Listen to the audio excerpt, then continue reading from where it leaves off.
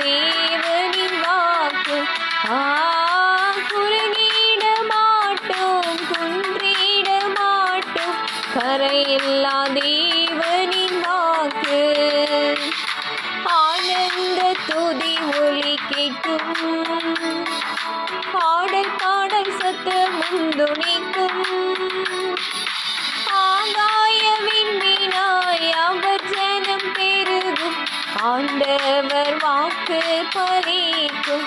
ஆகாய விண்மீனாய் அவர் ஜனம் பெருகும், ஆண்டவர் வாக்கு